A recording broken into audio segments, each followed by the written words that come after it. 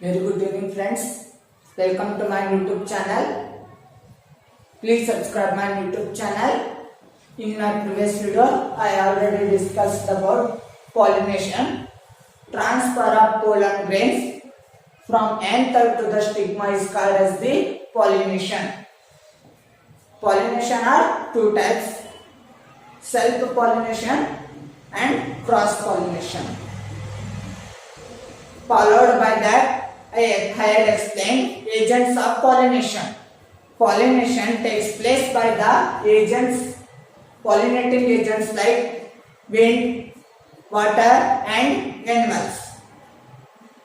Pollination takes place by the wind, by the agency of the wind is called anemophily.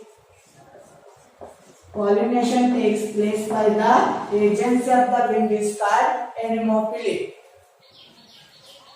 And I had explained general characteristics also. They will ask for exam for 5 marks what is anemophily and explain with the general characteristics. This is very important question. I had already explained. Then second one is pollination takes place by the agency of the water is called hydrophily. Pollination takes place by the agency of the water is called hydrophily. See here, hydrophily, there are total two types. One is hepihydrophily and hypohydrophily. Hypohydrophily means pollination takes place under the surface of the water is called hypohydrophily. For example, Zostera, it is commonly called as sea grasses. It is also called as sea grasses.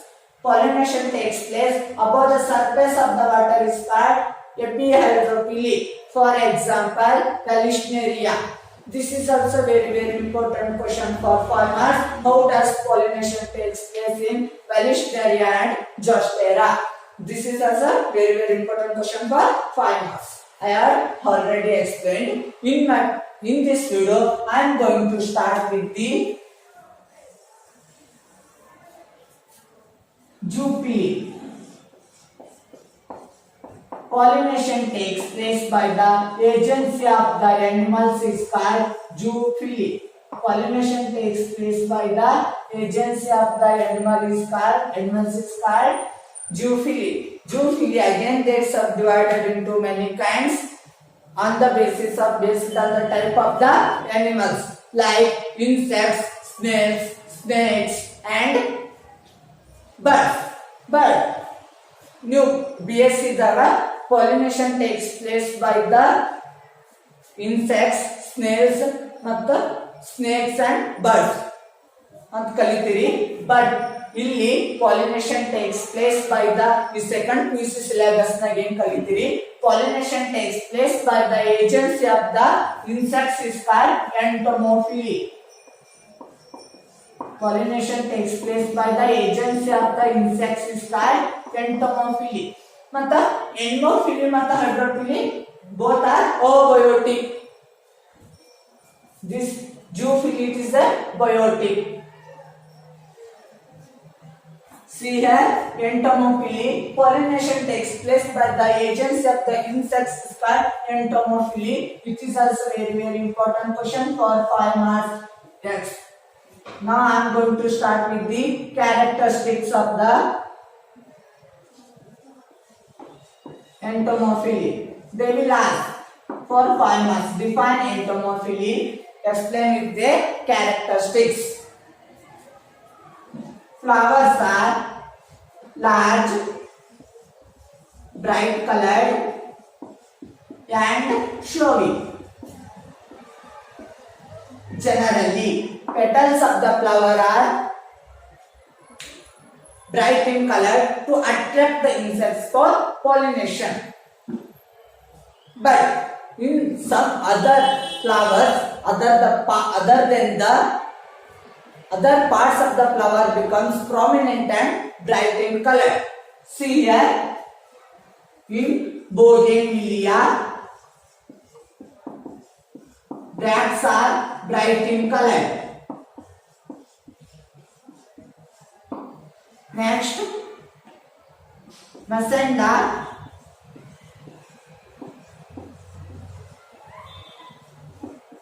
Sepals are very small, but sepals they are bright in color to attract insects for pollination. Then Euphorbia, leaf is bright in color. ನೋಡ್ರಿ ನಾವು ಮೊದಲಿಂದ ಏನು ತಿಳ್ಕೊತ ಬಂದಿವಿ, flowers ನಾಗ petals ಒಂದು bright colour ಇರ್ತದ, ಹಾಗಾಗಿ it attract the insects for pollination ಅಂತ ಕಲ್ಕೊತ ಬಂದಿದ್ದೇವೆ. but in other parts of the flower like bracts, sepals, leaf, they are become prominent and bright in color. ನೋಡ್ರಿ ಇಲ್ಲಿ ಬೋಗೆನ್ ವಿಲಿಯಾದಾಗ ಬ್ರಾಕ್ಸ್ ಅನ್ನೋದು ಬ್ರೈಟ್ ಇನ್ ಕಲರ್ ಆಗಿರ್ತದ, ಮಸೆಂಡಾ ಅದ್ರೊಳಗ ಸೆಪಲ್ಸ್ ಬಹಳ ಚಿಕ್ಕದಿರ್ತದ, ಅದ್ರ ಜೊತೆ ಬ್ರೈಟ್ ಇನ್ ಕಲರ್ ಇರ್ತದ. ಯೂಫೋಬಿಯಾ ಅದು ಲೀಫ್ ನು ಬ್ರೈಟ್ ಇನ್ ಕಲರ್ ಇರ್ತದ. ಎರಡನೇದು flowers are ಕಾನ್ಸ್ಪಿಕಸ್.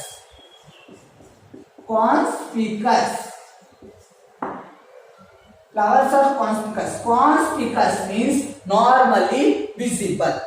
If the flowers they are small, they get coiled into inflorescence.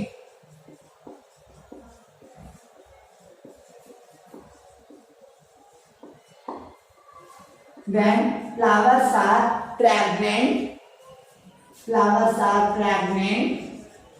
foamy, scent and odor. Flowers are pollinated by beetles and flies. Secretes the foul odor to attract the insects for pollination.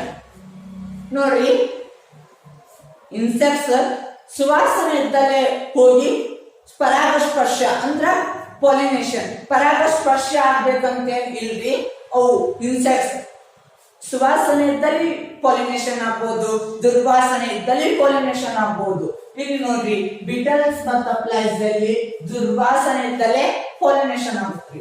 Next point is nectariferous gland. Which produces nectar for feeding the visiting insects. Nectariferous gland which produces the nectar for feeding the visiting insects. Last point is pollen grains are thick-walled.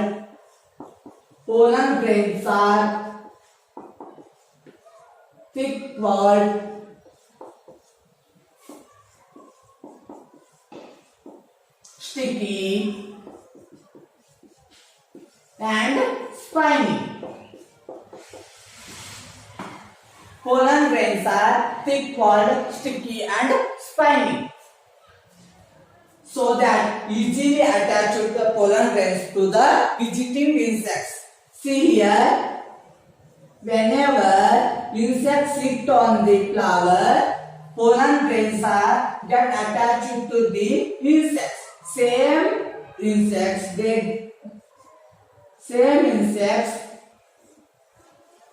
they seek another flower of the stigma.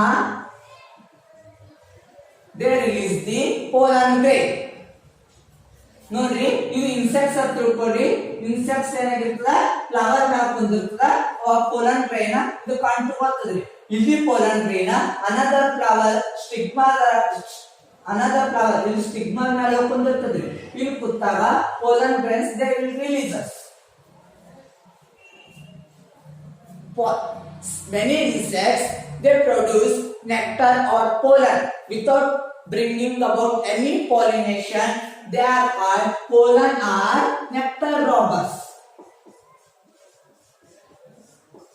Many insects consume pollen or nectar without bringing any pollination. They are called pollen or nectar robbers. This one also important question. Okay, pollen robbers or nectar robbers.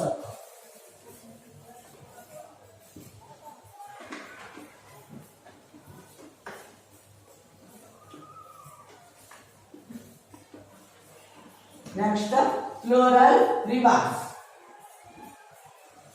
Floral rivers.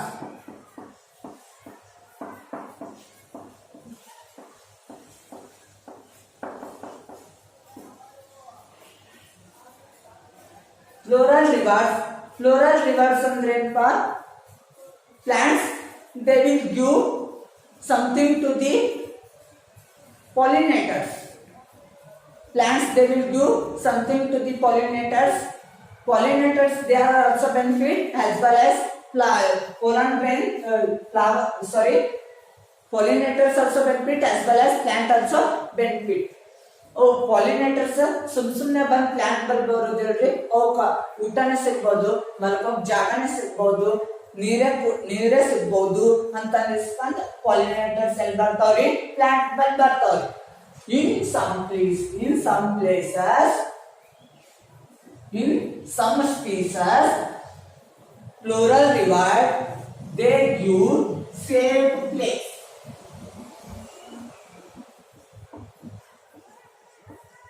for laying eggs.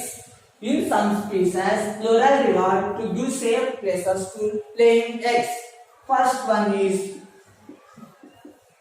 Amorphopalus. Amorphopalus, it produces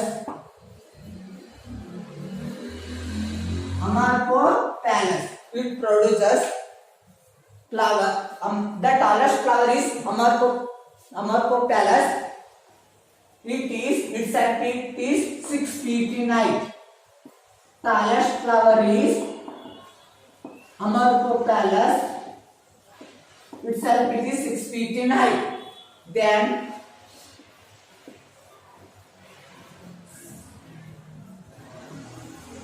similar example, moth and yucca plant relationship. Yucca plant, it's called yucca or yucca plant. ಇದು yucca ಅಂತಾರೆ, yucca plant ಅಂತಾರೆ. Moth, it is mutual benefit.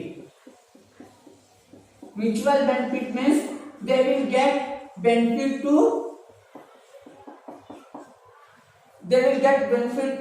both. They will never get harmed. ಅವ್ರ ಇಬ್ಬರಿಗೆ profit ಆಗ್ತದೆ, ಒಬ್ರಿಗೆ loss ಆಗಲ್ಲ. ಅದಕ್ಕೆ ಏನಂತಂದ್ರೆ ಮ್ಯೂಚುವಲ್ ಬೆನಿಫಿಟ್ ಆಗ್ತದೆ. ಒಂದ್ ಸಿಕ್ಕ ಉದಾಹರಣೆ ಕೊಡ್ತೀನಿ ನೋಡ್ರಿ. ನೀವು ಒಬ್ಬರು ಕಾಲೇಜ್ ಹೋಗ್ಬೇಕಪ್ಪ ಅಂತಂದ್ರ ನಿಮ್ ಫಾದರ್ ಇವನ್ ಆಫೀಸ್ ನ ಕೆಲಸ ಮಾಡ್ತಿರ್ಬೋದು. ನಿಮ್ ಫಾದರ್ ಬೈಕ್ ಮೇಲೆ ಹತ್ತಿ ನೀವು ಕಾಲೇಜ್ ಹೋಗ್ತೀರಿ. ಅವಾಗ ನಿಮ್ ಫಾದರ್ ಏನ್ ಮಾಡ್ತಾರ, ನಿಮ್ ಕಾಲೇಜ್ ಮುಂದೆ ಇಳಿಸಿ ಅವ್ರ ಏನ್ ಮಾಡ್ತಾರ, ಅವ್ರ ಡ್ಯೂಟಿಗೆ ಹೋಗ್ತಾರ. ಈ ಸಬ್ ನೋಡು, ಅವ್ರಿಗೆ ಬೆನಿಫಿಟ್ ಆಯ್ತು, ಅವ್ರ ಆಫೀಸ್ ಹೋದ್ರು, ಅವ್ರ ಡ್ಯೂಟಿಗೆ, ನೀವು ಕಲಿಯಾಕ ಕಾಲೇಜ್ ಹೋದ್ರಿ, ಇಬ್ರಿಗೆ ಬೆನಿಫಿಟ್ ಆಯ್ತು. ಅದಕ್ಕ ಮ್ಯೂಚುವಲ್ ಬೆನಿಫಿಟ್ ಆಯ್ತು. ಸೇಮ್ ಹಂಗೆ ಇಲ್ಲಿ moth, it will enter the ovule of the yucca plant. Moth, it will enter the yucca plant to lay eggs. Within the ovules, eggs are hatched. And fertilized, and they will give rise to new moth.